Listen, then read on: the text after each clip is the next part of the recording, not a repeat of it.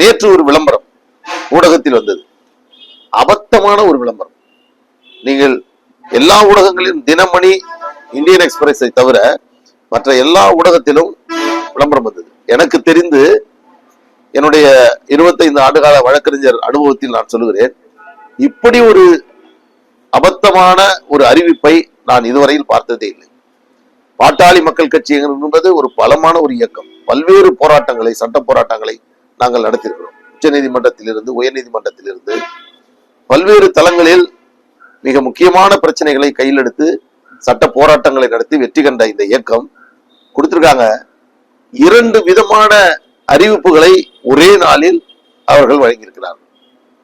அவர்கள் கொடுத்திருக்கக்கூடிய அந்த அறிவிப்பினுடைய ஒட்டுமொத்த சாரம்சமும் என்னவென்றால், வரக்கூடிய 2026 தேர்தலில் கூட்டணிக்கான பேச்சுவார்த்தையை அரசியல் இயக்கங்கள் தொடங்கி கொண்டிருக்கக்கூடிய வேளையில் அவர்களை இதுவரையில் அழைக்கவில்லை, அவர்களை யாரும் திரும்பி பார்க்கவில்லை என்ற காரணத்திற்காக ஒரு நோட்டீஸ், லீகல் நோட்டீஸ் கொடுத்து யாரும் பேச்சுவார்த்தையை நடத்தக்கூடாது என்று ஒரு சிறுபிள்ளைத்தனமான ஒரு அறிக்கை நேற்று ஒரு அறிவிப்பை வெளியிட்டிருக்கிறார்கள்.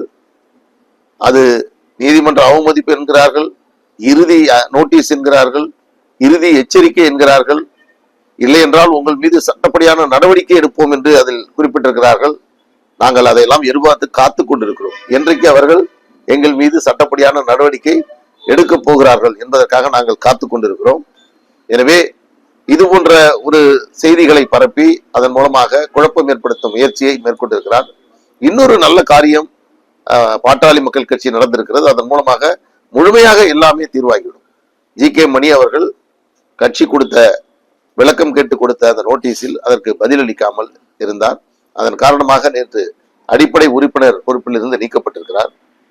ஒரு கட்சியிலிருந்து ஒருவர் நீக்கப்பட்டதற்காக தமிழ்நாடு முழுவதும் சோரொட்டி ஒட்டி, இனிப்பு கொடுத்து, பட்டாசு வெடித்து அவர் பாட்டாளி மக்கள் கட்சி வெறியை கொண்டாடிய ஒரே தருணம் அது ஜி.கே. மணி அவர்களுக்கு தான் நடந்திருக்கிறது.